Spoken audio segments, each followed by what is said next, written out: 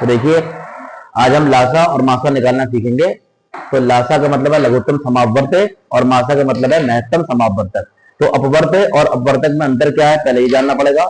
2 गुणा 4 8 अगर ये लिखा है तो 8 हो गया अपवर्त और 2 और 4 को कह सकते हैं हम अपवर्तक।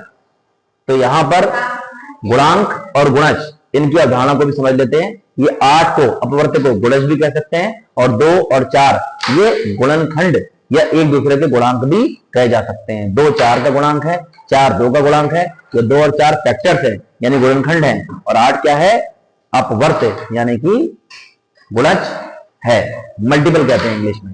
तो कैसे निकालते हैं हम लासा और मासा, क्या करेंगे देखिएगा। जैसा कि नाम से ही पता चलता है लघुत्तम समापवर्त यानी लीस्ट कॉमन मल्टीपल। तो 2 संख्याएं लेंगे और उनके फटाफट हम क्या करेंगे मल्टीपल ज्ञात करेंगे और उसमें जो सबसे छोटा कॉमन होगा यानी उभयनिष्ठ होगा वही आपका मल्टीपल बन जाएगा, लीस्ट कॉमन मल्टीपल यानी लासा। और हम मासा ज्ञात करेंगे। मासा में कैसे करेंगे देखिए नाम से ही पता है HCF हाईएस्ट कॉमन फैक्टर यानी कि महत्तम समापवर्तक।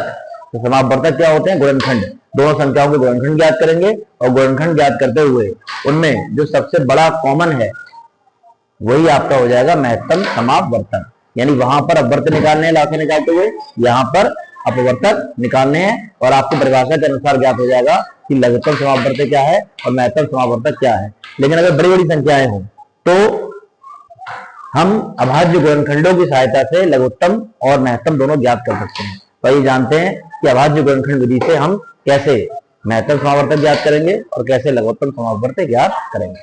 देखिए जैसे ये 2 संख्याएं हैं और इनका हम निकालने जा रहे हैं महत्तम समापवर्तक। क्या करेंगे नाम से ये महत्तम समापवर्तक HCF यानी हाईएस्ट कॉमन फैक्टर पहली संख्या है उसके हमने गुणनखंड ज्ञात कर लिए, फैक्टर्स ज्ञात कर लिए। दूसरी संख्या है उसके गुणनखंड ज्ञात कर लिए, फैक्टर्स ज्ञात कर लिए और इनमें जो सबसे बड़ा वाला देखिए कॉमन जो भी इसमें है वो ये हो गया और ये आंसर निकल के आ गया। इसी तरीके देखिए लघुत्तम समापवर्तक ज्ञात कर रहे हैं। तो देखिए 2 संख्याएं हैं, इसमें क्या करेंगे गुणनखंड पहली वाली के ज्ञात करें, गुणनखंड दूसरी वाली के ज्ञात करें।